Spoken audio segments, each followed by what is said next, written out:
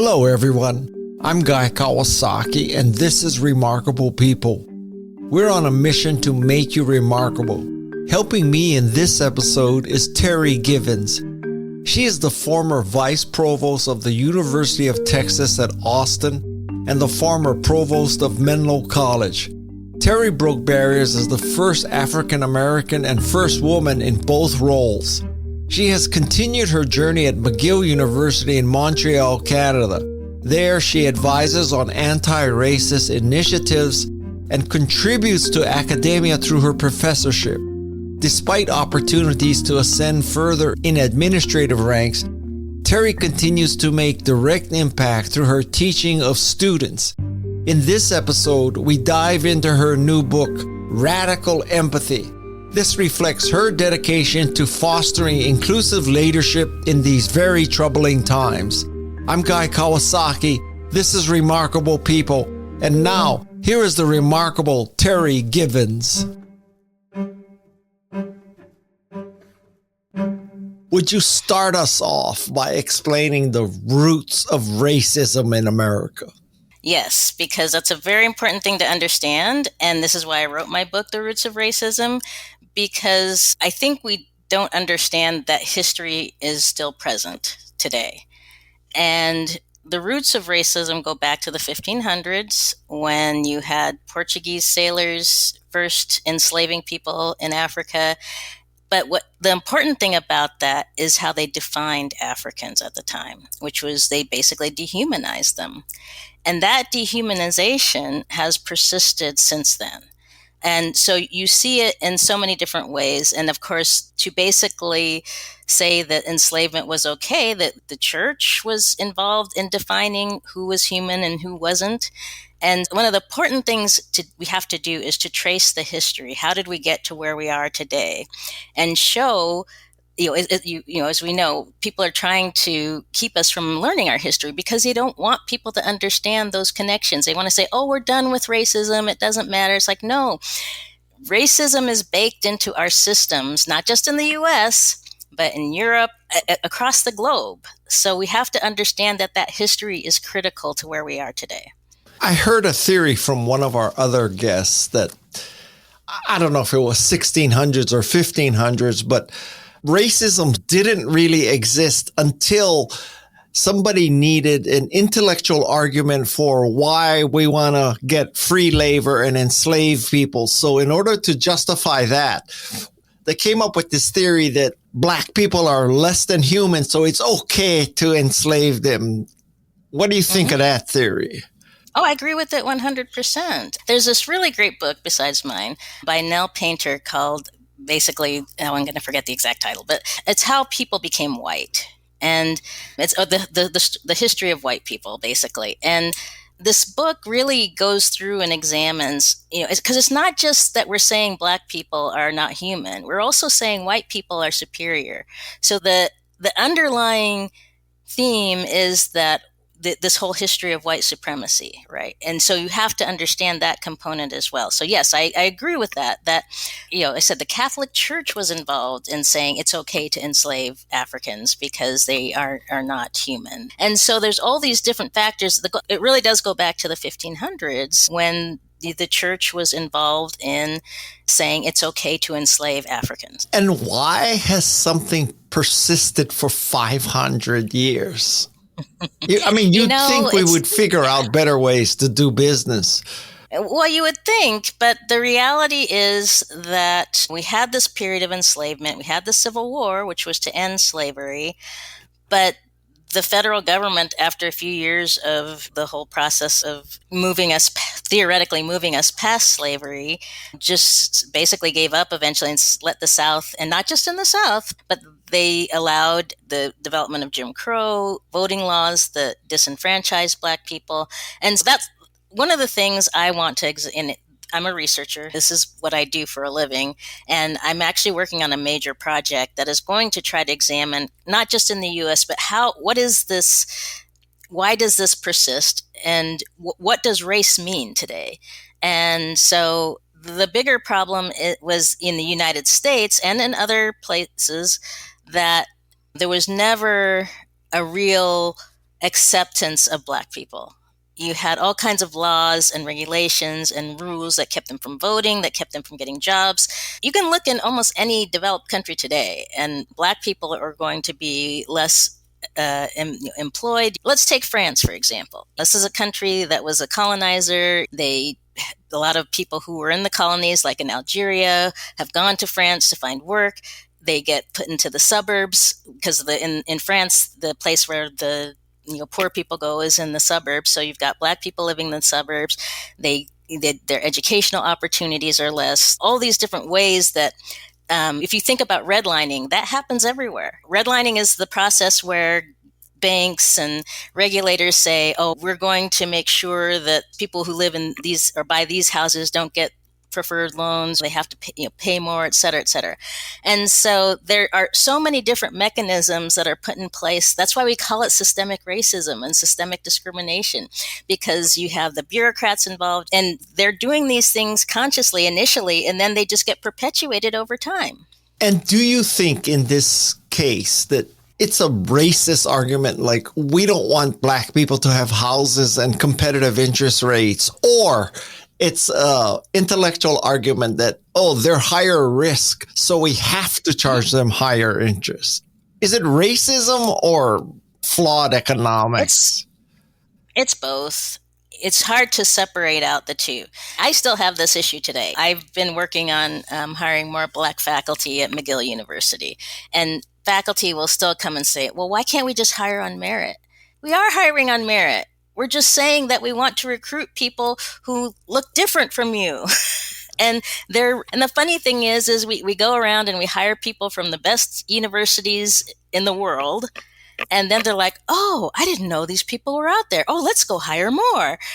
And it comes back to my other book, Radical Empathy, where people don't understand how they have internalized bias, how they have internalized these ideas about people. And they'll say, oh, we just hire on merit. Yeah, but the only people you hire are your buddies who look just like you. And you aren't willing to look at the people. We went to Stanford around the same time. Well, no, actually, I was 10 years after you. So I'm a little younger. You're much younger. But I'm going to be 60 this year. But anyway. I'm going to be 70. Like I said, 10 years apart. But even in that 10-year difference, right, there were probably a few more Black students. But the interesting thing to me is that I was going to Stanford in the 80s, and there was still a lot of issues around hiring Black faculty, and they've gotten better. Don't get me wrong, I love my alma mater. But the problem is you look across academia, and we're still only 3 or 4% of the faculty, and we're still struggling to hire, and we're still struggling to retain. And this whole idea of merit, we forget about the belonging component, right? And I know this is something you care deeply about, and people should feel like they belong. So he's like, okay, we hire these people, but we don't necessarily give them the opportunity to succeed in those positions. Well, one of my frustrations with this is that how can you make decisions like this based on the color of skin? Okay, Tell me you made a decision on height or weight or color of pupil, but what's the rationale that someone with Black skin is somehow inferior to you and shouldn't get tenured? It makes absolutely no sense to me. No. They attach. So this is the problem. We judge people, right? And I talk about it in the context of, okay, you have your tribal brain that says you see somebody who looks different than you. And so your brain says, oh, this person isn't, part of me. And so we have to fight against that tribal brain, or that very basic idea that we only want to be around people who look like us. But the reality is you look at, there's no one kind of Black person or Asian person. We all are a range of colors, right? And so they're basically in the 1800s and early 1900s, people just bent over backwards. They wanted to look at things like skull size and all of that to try and say, oh, this group of people is inferior because their brains are smaller, kind of thing. So people have bent over backwards to try and find scientific reasons why people from Africa who have different skin color, or people from Asia who are somehow inferior, or I could get into all kinds of trouble saying some of the things that people said about us, but it's a protectiveness. You see what was happening right now in places across the globe, really, but particularly in the US, is people are trying to protect their privilege. And so they ascribe a certain level of privilege to themselves if they are white. And then we don't want to let these other people have that same privilege, because the problem is they see it as a pie. And if they get that, then I don't get that. Instead of saying, we all get better if we all are open and accepting. All boats will rise. But there are so many. I need to talk to Heather McGhee if you haven't yet, because her book is amazing, The Sum of Us. The problem is not to get a bigger slice of the pie. What you should do is bake a bigger pie. That's the solution.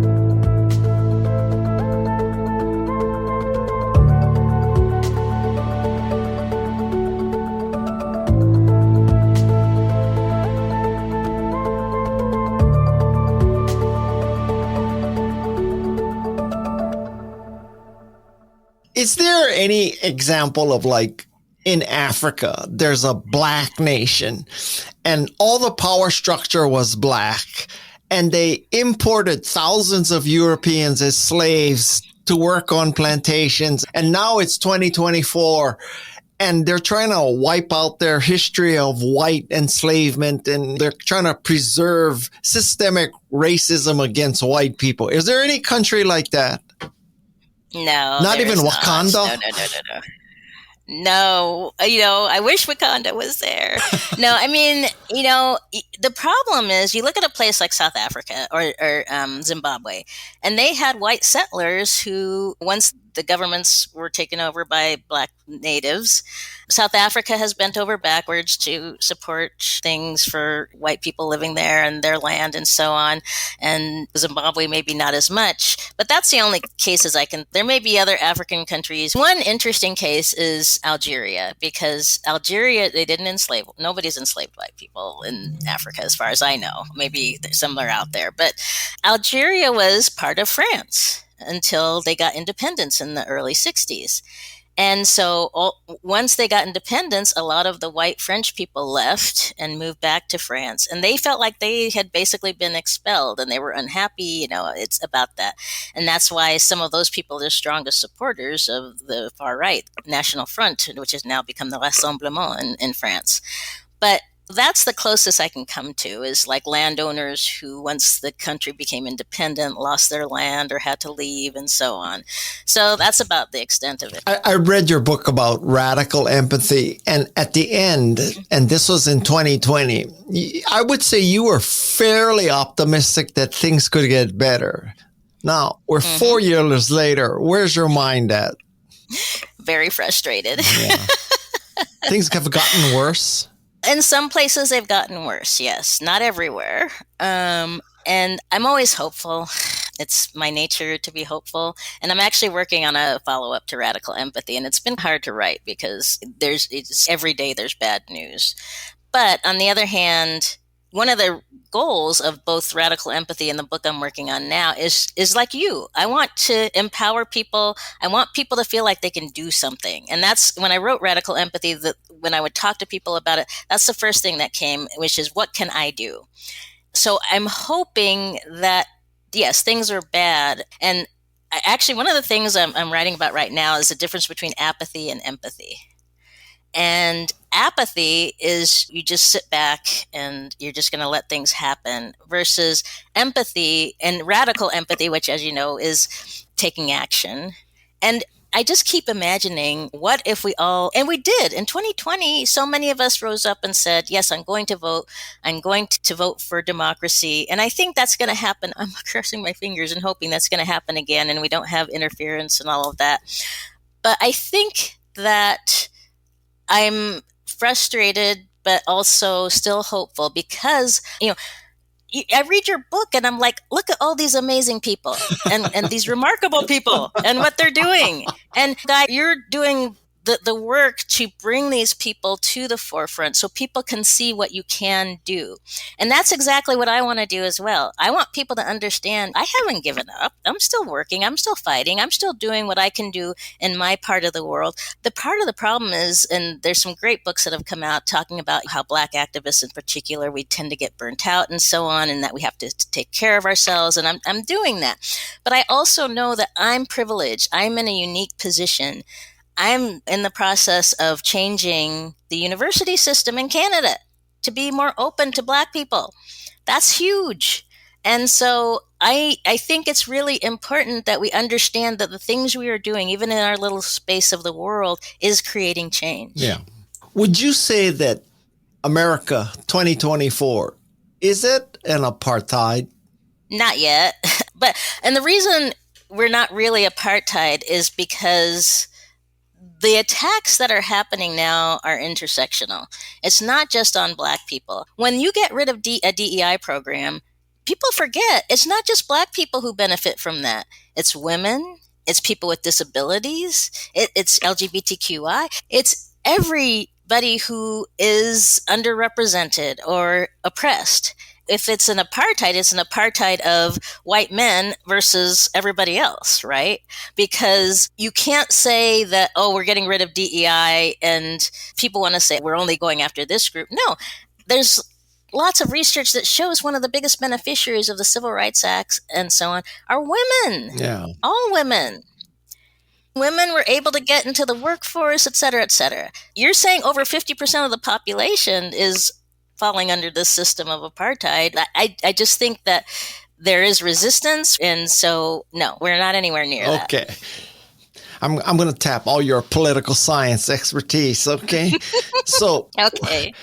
Would you draw any similarities between America today and 1930 pre-Nazi Germany or pre-Nelson Mandela South Africa? Like, are we South Africa or are we Nazi Germany? Are we headed in those directions? Not yet is my answer. And trust me, I can't tell you how many times on social media I've seen my colleagues are like, oh, we're just like, and even I've thought about this, right? Are we in Weimar Germany?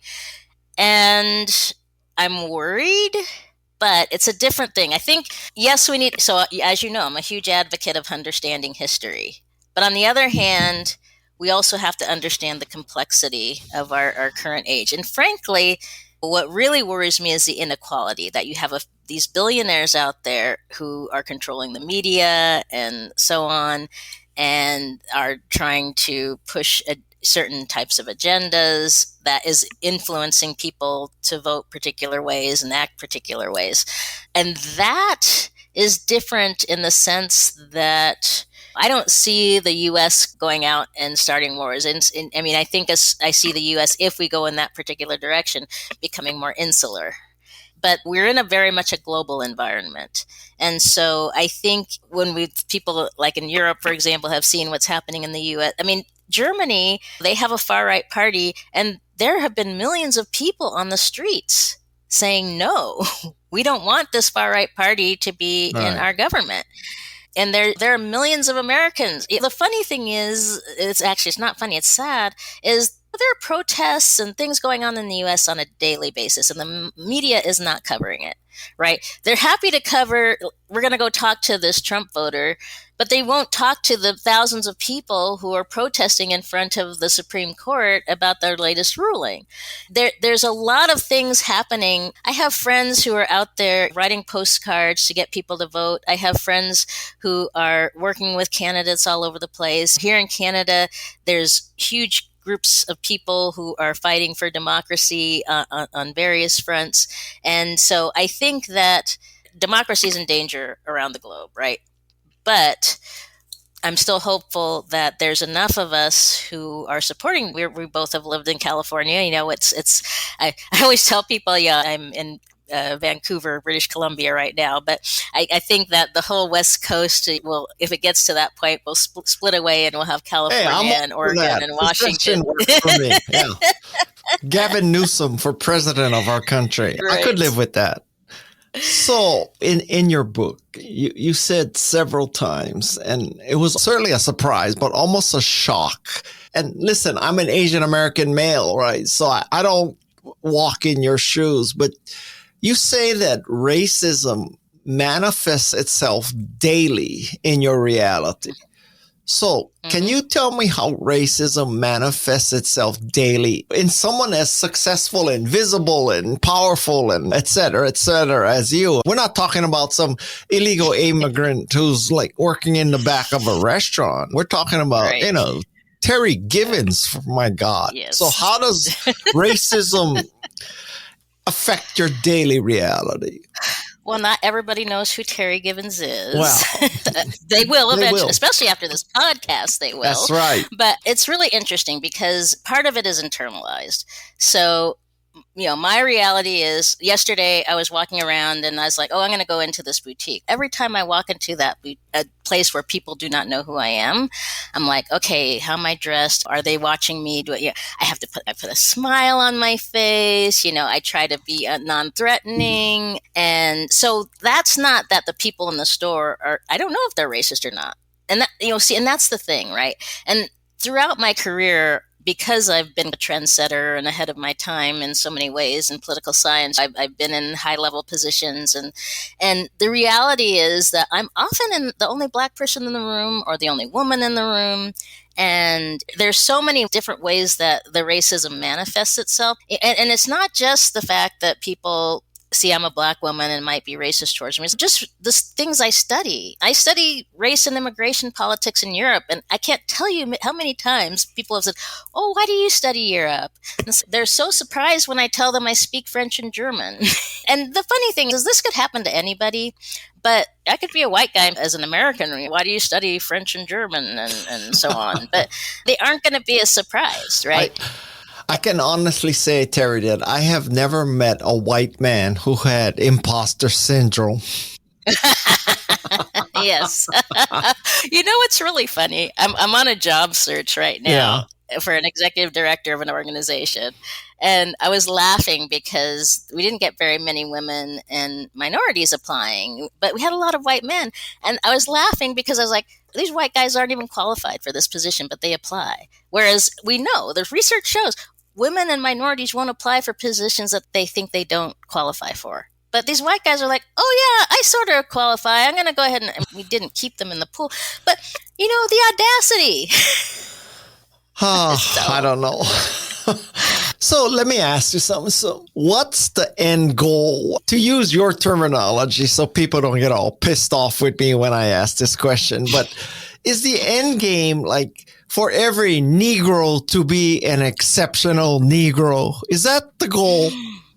No, absolutely not. The goal is for every person, for everybody to be who they are.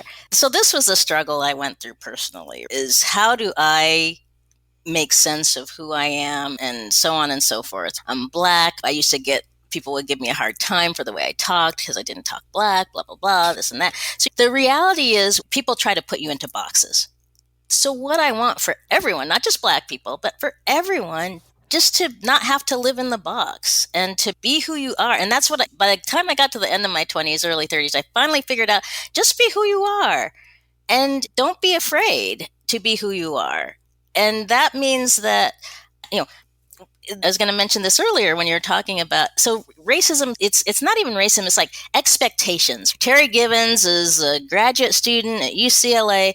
She must be studying race and ethnic politics in the United States. I literally had people say, not computer science.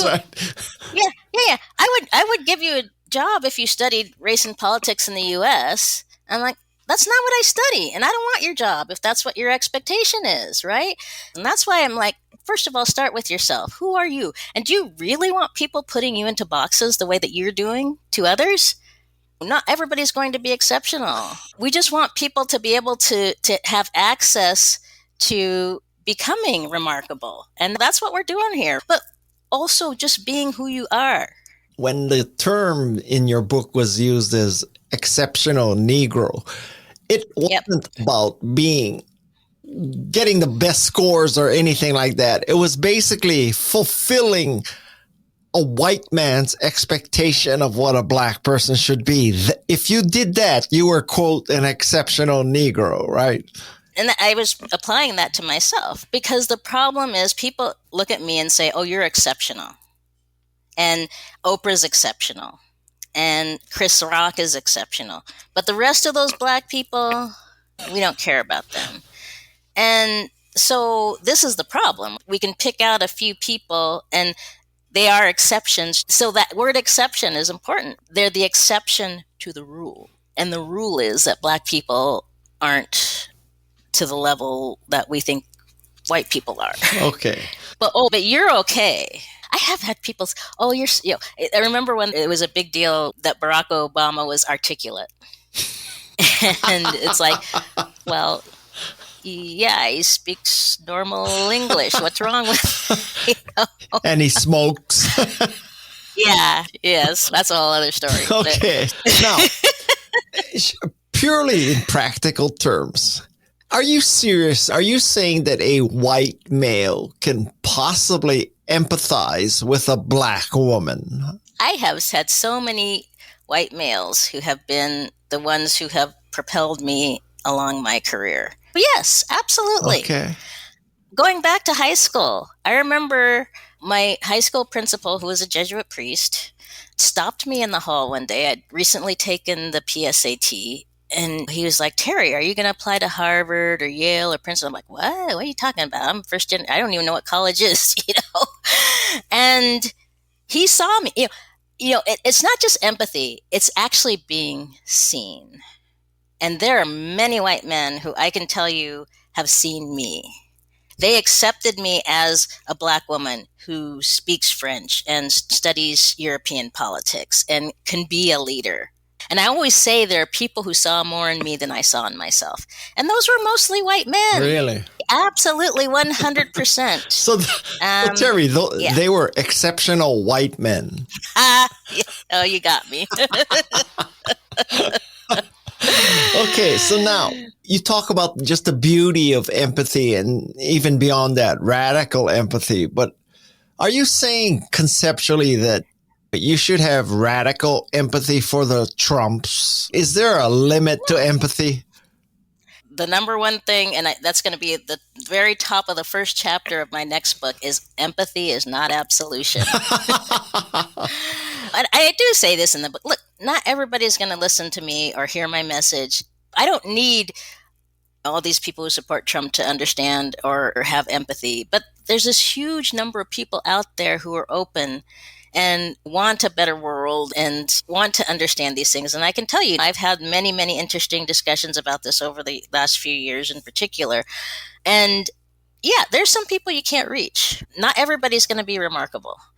But what we need is that core group of people, because we can move mountains. And that's the thing we have to understand, is that I may not be able to convince this Trump voter over here, but maybe I can convince this independent person over here. And then they're eventually going to talk to their buddy who's a Trumper. It's a process. And the process is working right now so that these people are being very cut off and they only watch certain media. But if we can start to break through those silos, not directly necessarily, but really get the word out so that people understand that there's a different way to think about things. So in your book, you also express something which, when I read that, I said, how do these two things relate to each other? And you made a statement that empathy requires embracing vulnerability. So why does being empathetic require being vulnerable? Thank you for that question, because that's one of my favorite things about radical empathy. And you'll see I'm vulnerable all the way through the book. I try to model vulnerability. But what I figured out in my own life, and I've seen this in other people, you mentioned imposter syndrome. So part of the problem for me personally was that I had a hard time accepting who I am. And it was partly because I didn't really understand who I was. And I grew up in Spokane, Washington. It's less than 1% Black. And I'm just like, why did my parents choose for us to grow up in Spokane, Washington, of all places? But as I learned that history and about the Great Migration and how Black people from my parents' era wanted better than what they had experienced. And so by moving to the Northwest, my dad was in the military. Spokane was the last place he was stationed. So it made sense for us to just stay there. And it was like where he grew up outside of Pittsburgh. I went there and visited. Oh, no wonder he settled in Spokane. It's a lot like where he grew up. But a big part of that is that they wanted us to have better education, to be safe, etc. So for them, Spokane was that place. But I didn't grow up around a lot of other Black people. And so that was something that I would beat myself up about. I wasn't in the same social situations as a lot of my friends when I went to Stanford, et cetera, et cetera. But what I had to learn was I had to be vulnerable to be willing to look at those stories, that history, to try to understand. So the first step in vulnerability was saying, I need to understand better why my parents made these choices, why I am who I am, because I had some anger towards my parents. And so by being vulnerable, and it's hard to ask yourself those tough questions if you're not vulnerable. And Brene Brown, she's my model when I talk about vulnerability. The biggest thing about vulnerability, first of all, we can talk about it in the context of leadership, but it's really important to be vulnerable with yourself. Because people always say, why do I have to be vulnerable? It's not with everybody else. You have to be vulnerable with yourself so that you understand yourself better, so that you know who you are, so that you're more open to other people. It's really hard to love others if you don't love yourself. And so you have to be vulnerable and look at the full picture and try to understand why you are the way you are and say, I'm okay with that. And that makes it much more likely that you're going to be okay with other people because you see yourself and then you can see others. Explain to me, well, that implies that I don't agree or I don't understand, which is not true. But why do we need to teach the history of slavery in America? Yes, that's a great question because it still has implications today. So we had 400 years of enslavement, and we haven't been how many years since the 1860s, right? Historically, we're still not that far away from it. And because you can't understand why we had Jim Crow if you don't understand slavery. You can't understand why the U.S. shut itself off to immigration except from Northern and Western Europe if you don't understand the history of slavery. Because it was all part of a process where even though we ended enslavement, we still had the same ideas about people. We still had this idea. And that's why it's really important to understand that it wasn't just about slavery. It was about a worldview that said certain people are not human or certain people are lesser than. And that included people from Southern and Eastern Europe. That's why in the 1920s, the U.S. cut off immigration from Southern and Eastern Europe and most of the rest of the world. People don't really know that we cut off immigration from most parts of the world except for Europe from the 1920s to the 1960s. And after that is when you start to see more people coming from India. I mean, the first group of people to have immigration control placed on them were Chinese. You had Chinese exclusion in the 1870s. And so it's not just that there was enslavement. There was a whole worldview of white supremacy that said, we don't want Chinese, we don't want, well, they couldn't get rid of the Black people. There were too many of us. So they were going to put all kinds of rules and regulations and for Jim Crow laws about you have to sit in the back of the bus and you can't go to good schools, et cetera, et cetera. It's still impacting things. When I got to McGill University in 2021, there were 12 Black faculty out of 1,700. What? Now, why is that? 12 out of 1,700? Yes. Now, because of me and many others who did a lot of work, we're close to 50. And it's like Canada didn't go through slavery, and they did, but it wasn't like in the U.S. So why does this happen? Because people have ideas. Those ideas don't come from nowhere. Those ideas come from 400 years of enslavement, Jim Crow, Chinese exclusion of people from Southern and Eastern Europe, Irish people being considered Black, all kinds of things, right? Wow. I tell you this story as an aside. I have hosted many AI panels. Members of the panel, including chancellors of very large schools, okay? And unlike most AI moderators, I always ask this question, which is, who would you rather have design your kids' curriculum? Ron DeSantis or ChatGPT? Everybody says ChatGPT. Yep. And I will tell you that I have gone to ChatGPT and asked, why should we teach the history of slavery in America? And ChatGPT comes up with 6 great bullet points about the benefits of teaching slavery in America. And I tell you that story only because, and I think ChatGPT is smarter than Ron DeSantis, but I mean, that's not a very high bar, but. So AI is a learning model. It's pulling in information, and it's not biased in any way about that information. It's saying, look, here's what I have learned. I'm going to give it back to you. And so it has this material that is saying these things about why we need to understand this history. So that doesn't surprise me. And frankly, there's so much research, and I have colleagues all over who do this work. And what's really interesting is, forget DeSantis and all that. The people who matter are students. What are they learning? I taught a class a year ago. I love my students. It was just such a blessing because even my students from Sweden, McGill is a very international university. So I had students from all over. And it was probably one of the most diverse classrooms I have ever taught. 80 students and a little bit of everything. I tried to really create a classroom where everybody could say what they want, that they wouldn't have any fear. And so many students told their stories because I would tell my stories. So they would tell me their stories about their parents who were immigrants, the difficulties they had wearing the hijab, all kinds of things. And Canadian students coming to me and saying, I never knew that Canada excluded Chinese people and had slavery and all these things. And so to me, that is just so gratifying that I have the privilege of being able to teach these students these things. And they're grateful. DeSantis and all, we're making white people feel bad. No, we're not.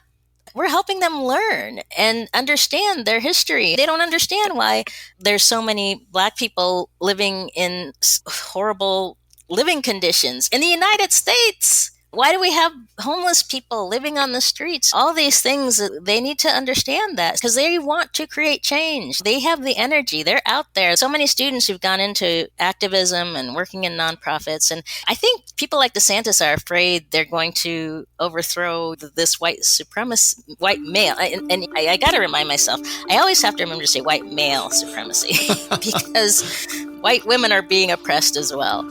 But that they want this change. Our students are the ones who are pushing for diversity and understanding. When you say that, isn't that the reason that school boards and stuff are trying to remove this part of, not to be too clever, but they're basically trying to whitewash history? Yes. Absolutely, because they're afraid. But the funny thing is, these kids are getting this news. My boys are older, but we don't control what they read. And my boys are out there doing stuff that I'm just surprised they know more about so many things than I do because they are consumers of what's out there. And of course, they follow what their mom does and so on. But they have chosen the things that they really care about. The environment is a really big thing for them. And the funny thing is, the more you try to hold tight, the easier it is that things are going to slip away. And that's what they don't understand when they're trying to ban books and so on. It just makes kids curious. Oh, this book is banned. Ooh, I'm going to read it.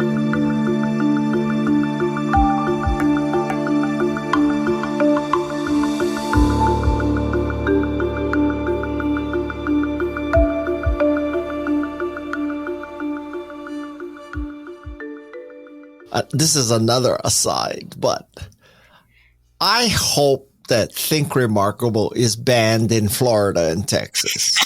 I know. I keep waiting for Radical Empathy to get banned. There should be some service that submit your book to Ron DeSantis and Greg Abbott. Absolutely. Roots of Racism, which is the politics of white supremacy in the U.S. and Europe, that's at the top of the list. Oh, my God. I mean, that and Project 1619, those definitely two books.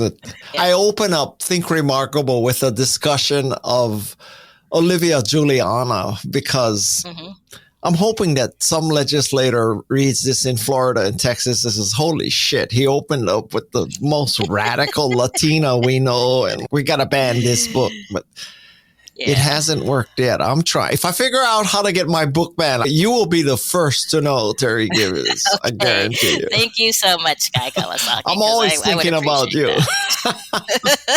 How do we bridge the racial divide? That's an easy question. Go ahead. I'll give you 60 seconds. Let's see. How do we bridge the racial divide in 60 seconds? First of all, we have to recognize it. And so the first step is, it's like that whole thing of vulnerability and internalizing. And that's the other reason you have to be vulnerable, because you aren't willing to recognize that there is a racial divide unless you're willing to be vulnerable and say, yes, I have internalized bias. That's a really important component. And I think we can bridge racial divides if we all understand that we all have bias and that we need to work past it. Because I have so many friends who, and sorry, I'm going past 60 seconds, but I have so many friends who are, yes, Black Lives Matter, blah, blah, blah, but they don't understand. I have a house in Menlo Park. We have to be willing to have more than just me and my friend who are Black living in Menlo Park. And what we have to figure out, what do we do to get there? And that takes action. And how do we make people who aren't currently living there to feel like they belong? So anyway, that's more than 60 seconds, but the most important part is recognizing the problem. Let's suppose that you have recognized the problem. And you're not a provost, or you're not in charge of a university. You're just, I don't know, you're a random Google or Apple employee, or whoever the demographics are that listen to my podcast. And now you believe and you understand. And your question is, what can I do? What's the answer? Yes. I'll give you 120 seconds for this. Okay. Thank you. Like I said, so first step, figure out where you are and what you have the capacity for. So some people, they are good at writing. So write your congressman. Some people are good at hosting friends. Have dinner parties and talk to your friends about the issues.